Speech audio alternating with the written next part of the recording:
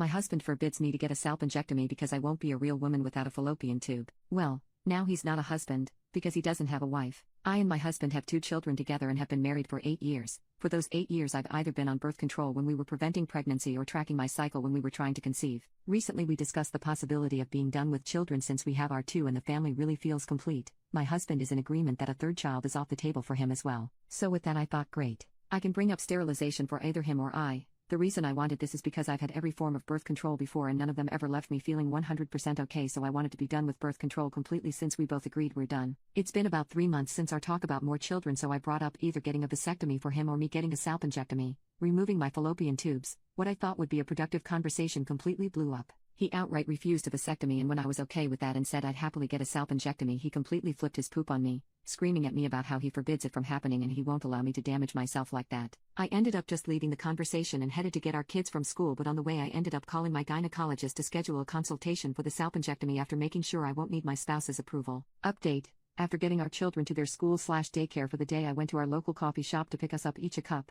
I figured it can either be seen as a show of care or a peace offering. Once I got home, he was sitting at our island doom scrolling through TikTok. I decided standing across from him would be a bit of a better choice, so I gave us our respective cups and asked if I could get his attention for a conversation. Well, what I hoped would be productive turned unproductive quickly as he sighed with an eye roll and turned off his phone. I started by asking the big question of if he wanted any more children. I even suggested he doesn't think about what I said on the subject and just tell me his feelings about more children. With that he answered a firm no and told me, as he said before, a 3rd child is and will always be off the table. I then asked him if he had any fears or concerns about surgery/medical procedures. He said no to this question as well. So I asked if he understood the procedure and what it entailed, and he said yes he does, which is why he doesn't want me to get it done. In his words, I wouldn't be a woman if I got any part of my reproductive organs removed, and he refuses to allow me down that path. I then followed up by asking about his getting a vasectomy, and he said it's pretty much the same thing for men and he won't let anyone take away his manhood. The final question I managed to ask was, did he just expect me to be on birth control forever? And this man looked me in face and said, it's worked so well for me already, why change things up? Guys, as I stated in my previous post, I am miserable and in debilitating pain with birth control. At the end of this I just grabbed my coffee and went sit on our porch, just trying to wrap my head around the conversation while he sit in the house acting like nothing is wrong and we're just having a normal day off together. Update 2.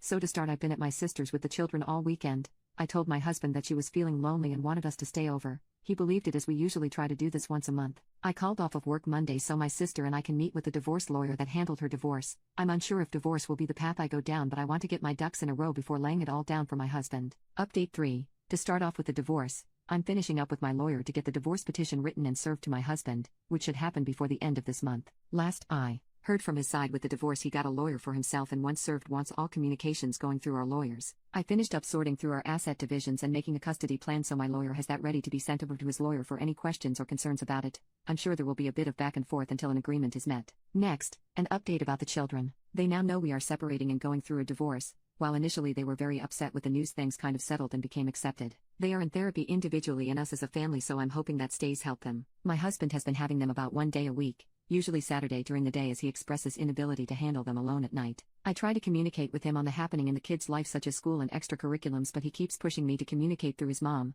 So far I have been sending them both similar messages, so there is proof I'm communicating with him directly as well as his preferred way. Lastly, my surgery. My consultation went amazingly and my surgery is scheduled for the end of June. My gynecologist did remove MG-IUD about a week ago, and honestly I've been feeling so much better, and as each day passes I feel like I'm really coming back to myself. I'm just waiting for that first period to see if it will be like they usually are or if I'm back to normal.